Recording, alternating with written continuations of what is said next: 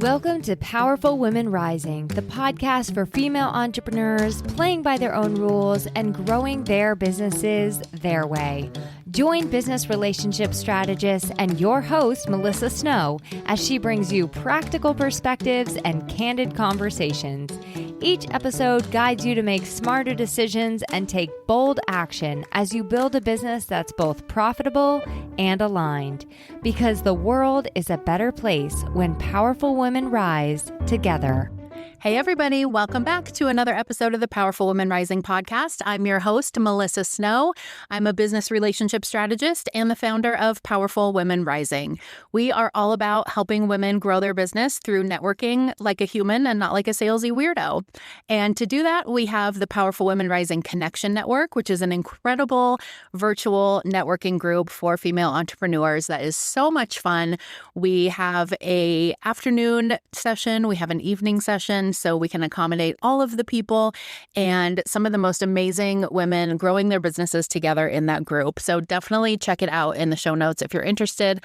We also have the Powerful Women Rising Business Growth Mastermind for people who are ready to take their business to the next level with some personalized strategy, some one-on-one coaching, the opportunity to tap into the collective wisdom of a bunch of really brilliant women who know you and like you and trust you. And I just am in love with my business because both of the things that I've created, the Connection Network and the Business Growth Mastermind, are exactly what I wish I would have had when I started my business.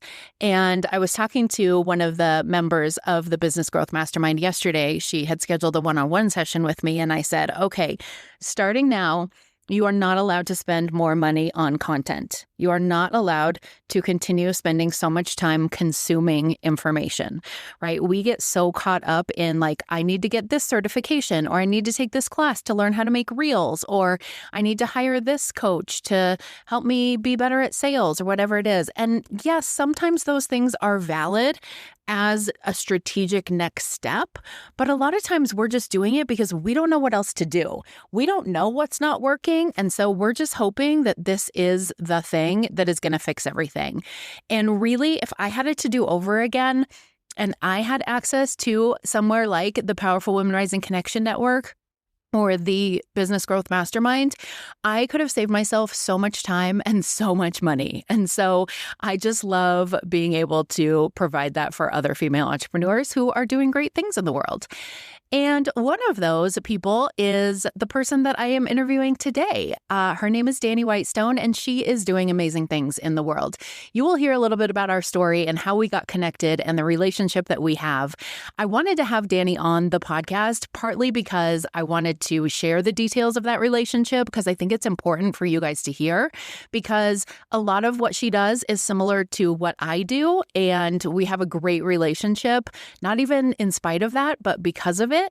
And she's also just brilliant when it comes to the client journey and making sure that you are giving your clients the best experience, helping you find little ways to create touch points in your business that make people feel special and important and seen and heard. And that really is such an important component of getting referrals from your current clients. So I am glad that you have tuned in today.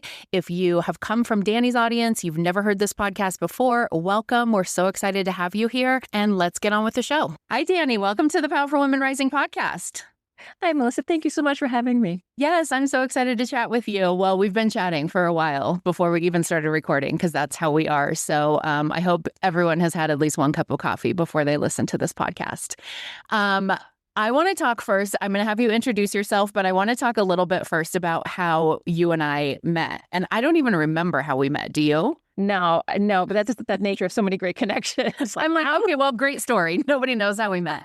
But the point is, I feel like you're somebody that has just always kind of been in my circle, and I don't even know where I found you. I did a networking challenge several years ago when I went to a networking event every day in January. It was horrible. 0 out of 5 stars. Do not recommend. But I think that might be when I found you. And one of the reasons that I wanted to have you on the podcast, I wanted you to talk about your customer journey and hospitality and all the things that you love to talk about. But I also wanted to just touch on, before we started into all of that, our relationship, because I think it's so interesting that you run a networking event for entrepreneurs. I run a networking event for entrepreneurs. I know I've told you and the listeners before the story about the networking event that I signed up for. It was $15. And a couple of days before the event, the lady refunded my $15 and sent me an email and said, I refunded your $15 because you are my direct competition.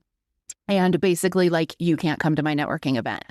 And you and I have a relationship that is so on the opposite end of that spectrum. Like, people who are on my email list have seen me talk about your event, like, probably more times than they've seen me talk about my own. So I want to hear from you. What is your philosophy like when it comes to your relationship with me or with other people who have similar offers to you? Why are you like you are and not more like you can't come to my event because you're my competition lady? That's it's a great question. And I think it's just because, like, even if you do the same thing, you're always going to do it in a slightly different way because we're completely different people, and someone might resonate with one person's style versus another person's style. And really, at the end of the day, I don't think that anything bad can happen when you get caring, smart people in a room together. Like, sometimes you don't know exactly what's going to happen. And I never look at it like that in terms of, like, you're awesome, great, let's meet and let's support each other. And so it's almost baffled. It's such a foreign concept to me, which I'm grateful for, I guess, in terms of, like, you saying that. I'm like, oh my gosh, that would be to me, that would be a difficult way to go through life. Yeah. Because you'd miss out on a lot of opportunities, in meeting amazing people. So yeah, in terms of summarizing on that point, when you have two, caring, awesome people that are smart, or anybody, that's why I like the networking event. You bring amazing, smart, awesome people together, like, great things are going to happen. So I just kind of, and for the rest of it, I just kind of leave it up to the universe of what's going, of what comes up for that. And that's kind of how I go after, look at everything.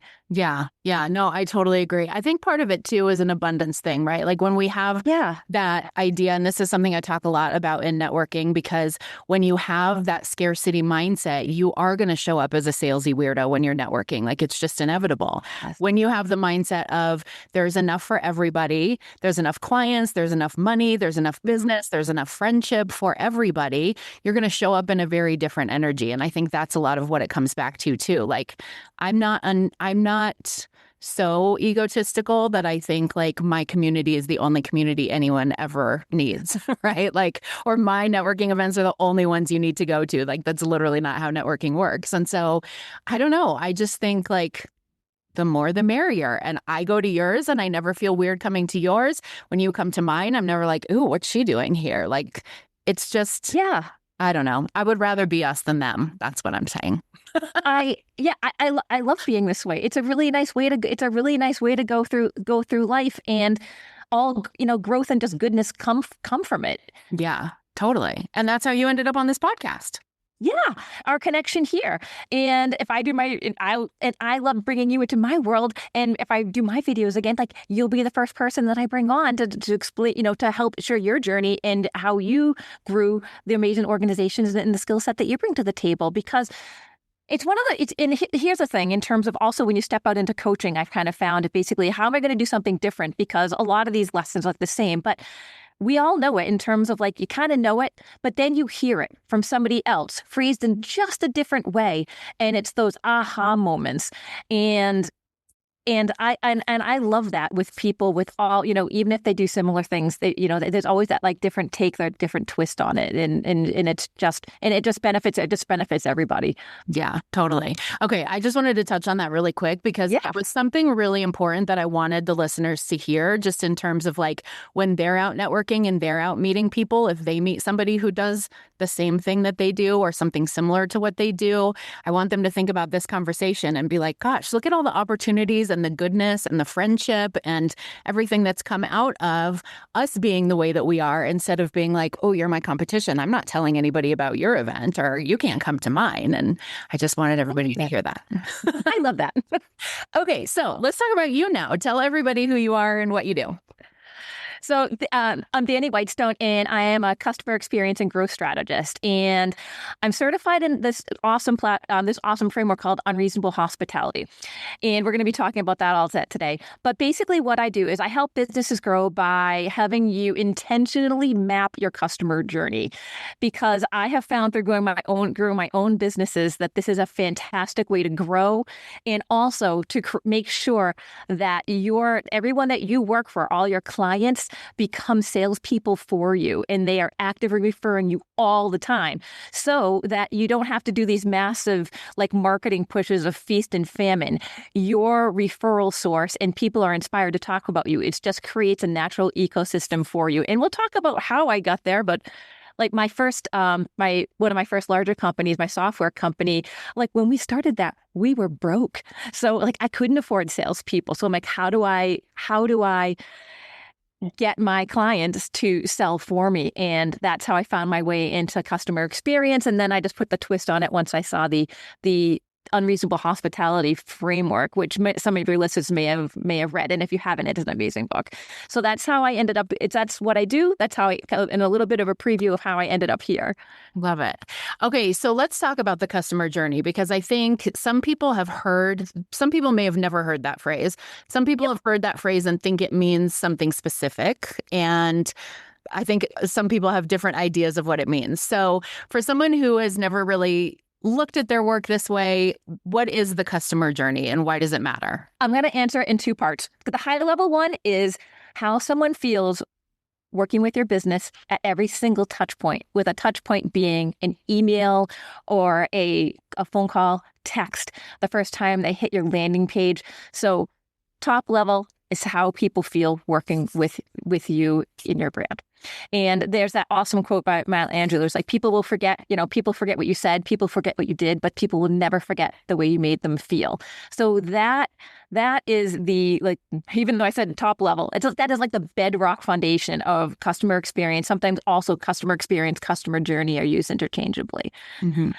And then from there, you get down to the structural part of it is a lot of business owners, they start, we do the best we can, but the customer experience and the customer journey is not something that has been intentionally put together. Maybe you intentionally put together I need a follow-up email sequence here, or there probably should be some sort of onboarding, but it's kind of a haphazard thing that's been put together, and you've never really fully mapped it out and looked at the gaps, saying, oh, wow, there might be a bit of time, this might be too far from people to not hear from us, and trust might be dropped. So when really customer experience, customer journey, the structural part of it is making sure people feel awesome. And I have lots of cool stories regarding that. And then the structural map of intentionally crafting this, because in terms of why it matters, if you do not do this, you are just losing money for no reason. It's just, and it drives me crazy, because as a lot of us small business owners, every dollar in every hour is so precious. And I look at it in terms of, have you not intentionally and strategically mapped that out to see where you might be losing people along the customer journey? It's like having a bucket with holes in it, and you're just pouring, especially if you're doing any kind of paid ads, you're just pouring money into this bucket, but you haven't looked to see where the leaks are. So it's just, you keep pouring, and it just keeps leaking out.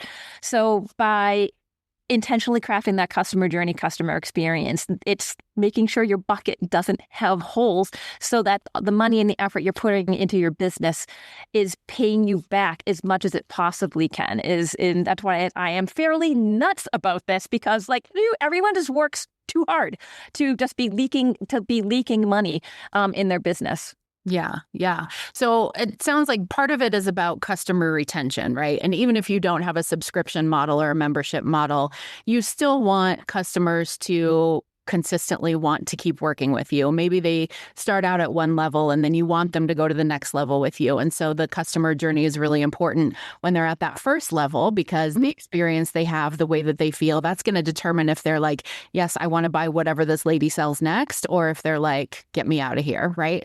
And also, you mentioned earlier, it's a big part of getting referrals without even having to ask for referrals sometimes, right? Like, we want people to have the best experience with us so that when they are talking to other people about their experience with us, they are, like you said, our best salespeople. It really kind of hits what I say, like the 4 R's. It's revenue, because if you take a look at the top of your funnel and you find ways to improve it there, you're going to be increasing your revenue because more leads are going to be coming into prospects to be coming to convert. So we have revenue. And then, like you said, we have retention. So this goes beyond, the customer journey goes beyond just that beginning part of your funnel when people are starting to interact with you, of course, which is crucially important, but we have retention. So, we're going to want to retain them in our journey, but we also want to retain them after purchase. So we need to keep that relationship alive in any way, like you said, in terms of whether or not they are going to be moving to another product, or if they're or it's a continuation. Like, I work with a lot of financial planners and insurance companies, and the goal there is to keep these customers, because if you're an insurance, I have an insurance client, and on their street, there's probably 10 different insurance companies that they could go and switch to.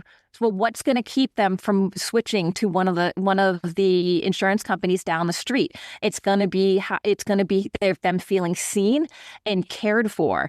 So, to mapping that out in terms of retention, but also referrals. I was on one podcast, and it's simply like, what's the best way to get referrals? And I just said, ask for them. However, we're all busy and sometimes we drop the ball. So in terms of revenue retention and referrals are is twofold: is people making sure they feel inspired to refer, and also making it easy for them to do it, and also just kind of reminding them. We're all busy. To remind them to refer, like reminding them to refer. So that's why we grow our revenue. That's how we keep our retention, and we build our referral network in, because we all, and most businesses know, the absolute best converting lead we could ever get was someone who's referred to us. Yes, absolutely. So what do you see in your work with business owners when they start to look at their business through this lens of the customer journey? What are they usually seeing? What surprises them? What are the things that stand out to them that they're like, ooh, I didn't even realize I needed to make a change here? It's really fun to watch those aha moments, because it's almost like when I have if I'm doing a talk or like a podcast like this, it's a bit of a paradigm shift in terms of, like, once you see it, you can't unsee it. I had one customer that was a service provider, but they also had some people that would come to their facility, and I'm like, okay, tell me, let's walk through it from their perspective. What happens when, like, they park their car? I'm like, okay. They come in the door. I'm like, okay. What is the first thing they see? They're like, okay, the person's sitting there. I'm like, okay, what's around them? Fax machine, copiers. And I'm like, okay, now let's pause there. Tell me about the last time you were in a really nice salon or a really nice spa or something like that. What happens when you come in the door? Like, oh, it smells good. There's relaxing music, and I got eye contact with the person. They immediately greeted me, versus where we have this obstruction. I'm like, okay, in terms of, and this was financial services, and that might be a little bit stressful, but, like, what can we do to set the tone from the moment they step through the door, that this is going to be a peaceful, wonderful experience for them where they feel cared for, versus, like, walking into someone who can't really see them and into, great copiers and fax machines, which is probably, like, normal, and is something that just became part of the day. But how do we look at it through the lens of what is the experience, in the emotional experience of someone walking through that door for the first time? So that's just a visual that I can let you know.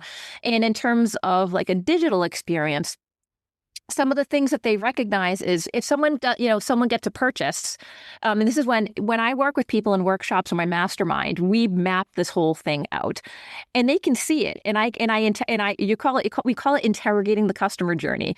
And they say like, oh, they get a thank you email. I'm like, okay, tell me about the thank you email. Like, oh, like, thank you for buying from us. Thank you for purchasing. Thank you for buying this package. I'm like, okay, right now, that's kind of like a nothing burger. It's not exactly a negative experience. It's not exactly a positive experience. But what could we do with this email to get some emotion in there and make it positive? And they'll come up, and my clients will come up with a bunch of ideas. And it's like, oh, and like what about a video? Like, oh, that will take a lot of time. I'm like, what if we just did, it doesn't have to be a custom video to this client. It could be. But what if you just, instead of them getting a thank you email, what if it's you saying like, hey, I'm so glad welcome to the family. We're great, so glad to have you here. And something warm and personal. And it's just a link or something you put in an email in terms of taking, a little sentence and then making the experience up in the experience, even if it's on your iPhone in like 10 minutes. Right. So yeah, those are a couple of examples. Yeah, I love those examples. And I love what you're saying too, because one of the things that I talk about with networking and especially with follow-up is there's so many different ways to do it, right? There's no recipe. You're not going to meet with somebody and tell them like, okay, the first step, when they do this, you want to send them an email that says this, here's a template. Well, next step, you're going to do this and here's a template for that, right? Because everybody has a different personality. Everybody has a different style. Everybody has a different business. Everybody has different clients. They're trying to create different feelings for different clients, right? Like, obviously, I'm not going to respond to someone who has asked me to plan a wedding the same way I'm going to respond to someone who has asked me to plan a funeral. Like, we're not sending the same email, I hope. And so I love that too, that it's very customized and there's so many different ways to create those touch points along the way with people. Something you just said jogged my memory in terms of a great story about a company who did this incredibly well. I had an amazing cat. I love my cat. She was elderly, and I got her food through Chewy, and her food would come routinely every single month. And the week came where my cat passed away. And, sad. And then what happens then, in the next couple of days, I forgot to call, stop the delivery. And I open up my door and the box, is there. It's like Natasha's cat food. And I'm like, and I start to cry. And in other words, like, there's a huge negative here. So Chewy recognized this and said, okay, this is something that reoccurs. And it's now their company, in my mind, their company just made me sob on my front porch. Like, that is not what we want as business owners. Right. So, like, bad. However, when I called them, I said, hey, look it, my cat died. I can't, I don't need the cat food anymore. She's dead. Oh my gosh. So I called them up and they said, we're so sorry. Take the cat food. Find someone else who can use it or donate to a local cat shelter.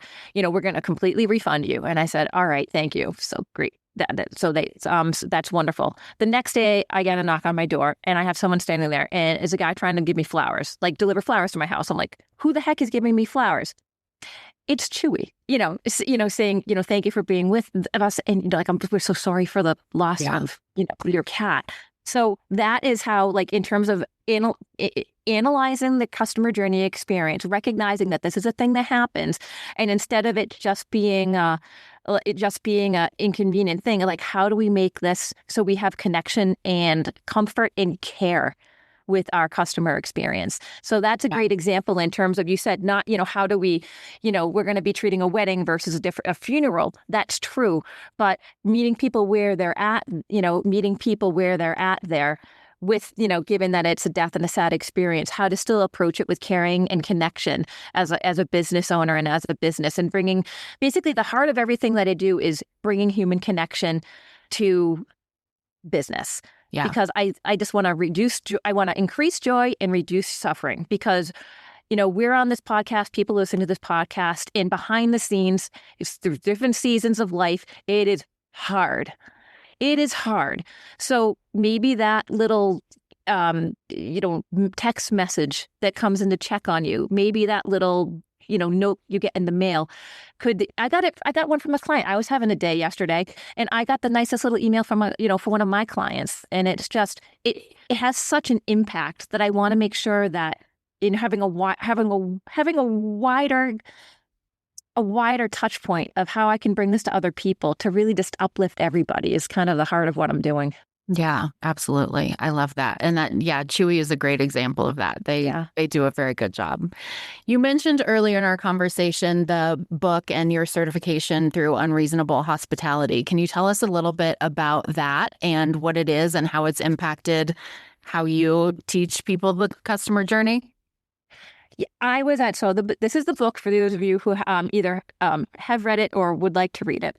And it was an aha moment for me when I went and I saw this and I was inspired to get certified because I looked at it and went, because I was, as a coach, kind of struggling to find my home. And I'm like, I can, help with messaging and do this. But when I saw that, I said, it was that electric light bulb moment that we get every once in a while. I'm like, oh, this is what I do. I'm able to see where we can put caring into the business, into business, and have people really be advocates for your business, so you actually don't have to work as hard. And so I went and I became certified in this framework. The book is incredibly inspiring, and it's the story.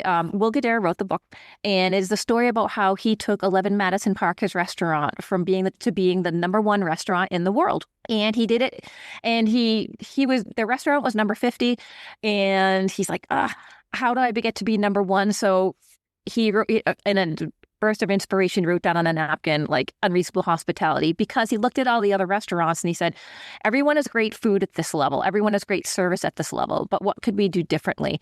And he coined this phrase, unreasonable hospitality, which was being incredibly intentional about the customer experience and bringing and lifting up the sad, the negative moments, like getting a giant bill. How do we soften this, and how do we make this into a win? But also, how do we create points of magic in our business?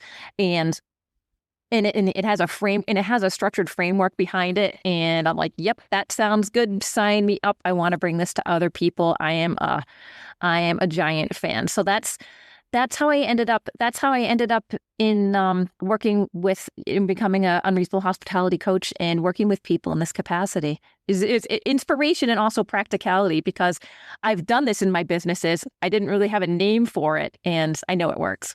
Yeah. Yeah. Okay. So if people are listening to this podcast and they are like starting to have the wheels turning about their customer experience and the connection that they're creating with customers and the different touch points that they have, or maybe they're like, God, I don't even know if I have any touch points. What is the best place for them to start without feeling like, okay, I got to like tear it down and start everything over? That sounds good. They can go to, if they want to get a little kind of a launch guide, you can go to my website at www.daniwhitestone.com. I have People First, Profits Follow guide that they can download.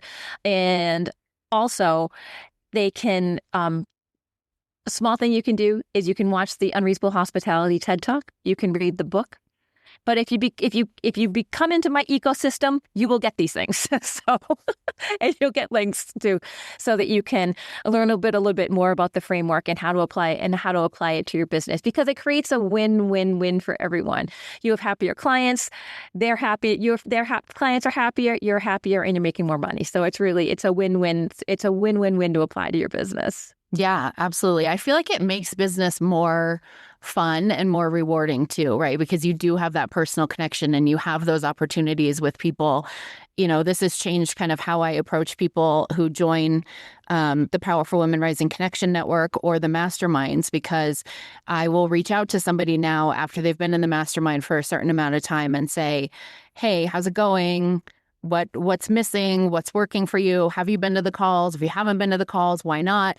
And it's interesting. I used to have those emails automated, and I got an email from somebody who was newer in the community, and she got that follow-up email. I think it was like 3 months into her membership. Mm-hmm. And she wrote me back and she was like, I don't I hope you're okay with me telling you this, but this email just hit very weird because you are all about like authenticity and personal connection and, being human. And it's very clear that this email is automated because it said, if you've been to any of the calls, blah, blah, blah. Well, she'd been to every single one of them, right? Like I knew that she'd been to every single one of them, but she was still getting this automated email. And I was really so glad she told me that because that's one of those things that like you don't really think about. I don't want to be sending out an email that's making people feel gross 3 months into their membership, right? And so now I've changed the way that I do that.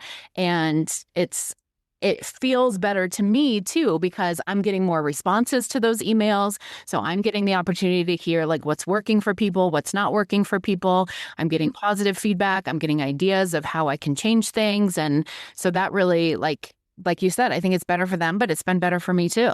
Absolutely. There's nothing like that human connection, and weaving in like where can we have the personal touches like that and where can we systematize because as a business owner, it's like we have to be able to scale things. Like when my dog goes to the vet, I get an automated text the next day saying, just checking in to see how Holland's going, how he's doing. I hope all is well. And like, I know that. So that's an example of like, I know that's automated, but it's still like a point of caring. Yeah. So just picking and choosing and creating this, this magical journey for your clients so that, like you said, like, problems before, about problems before they become problems, before they become cancellations, and you have the chance to address them. Because at the end of the day, like we all want to be seen and we all want to be heard. So just building that into our business so that we can, so everybody wins. Yeah. Brilliant. I love it. Okay. So I'm going to put the link in the show notes for people to get your People First Profits Follow. I think that's amazing. I'll put the link in the show notes for people to watch the TED Talk on unreasonable hospitality. Of course, I will put the link to your networking events in the show notes in case anyone somehow has missed that in my 5,000 emails. Where else can they connect with you or learn more about what you do? Let's see. I think the best is just to hop on the networking in my website, because through the website you can find everywhere. Of course, connect with me if you're on LinkedIn. Connect with me there. I'm Dani Whitestone. Instagram, Dani Whitestone. Depending on your social media of choice, that would be lovely. You get two awesome people in a room, and you share connections. Only good things come from that. So yeah, anybody listening, I would love to connect with you. Yeah, awesome. And if you are listening and you haven't been to one of Dani's networking events, the reason that I'm always talking about it, first of all, I think it's very hard to find virtual networking events that are high quality and worth your time. And yours are amazing. But I also was telling you before we started recording, I love the format because whereas mine is more breakout rooms, you're with 4 or 5 people for 10 minutes at a time. Yours is one-on-one with somebody for 10 minutes at a time. And the cool thing about it is you get to know who's going to be there ahead of time. So you get to choose, I want to meet this person. I don't want to meet this person. I'm indifferent about this person. And they do the same thing. Plus, it's kind of like speed dating where afterwards it asks you like, do you want to share your contact information with this person? And sometimes you're like, no, I don't. And sometimes you do. And I just think the format of it is brilliant. And it's such a great way to, I talk a lot about networking authentically and like a human, but also being intentional and strategic about it. And I think your events balance both of those things so well. So if you're listening and you've not been to one, definitely check it out. And Dani, thank you so much for being a guest on the podcast. This has been great. Thank you. This has been awesome. Thank you so much. That's a wrap on this week's episode of Powerful Women Rising. Thanks for hanging out with us. If you're looking for a fun, consistent, low-pressure way to meet other women in business and create more visibility, leads, and momentum, check out the Powerful Women Rising Connection Network. Looking for deeper support, a place to think things through, get honest feedback, and stay focused as you grow? You can learn more about our masterminds through the links in the show notes. If you loved the episode, be sure to subscribe, share, and leave us a review. And until next time, keep rising, because building a business your way really is the best way.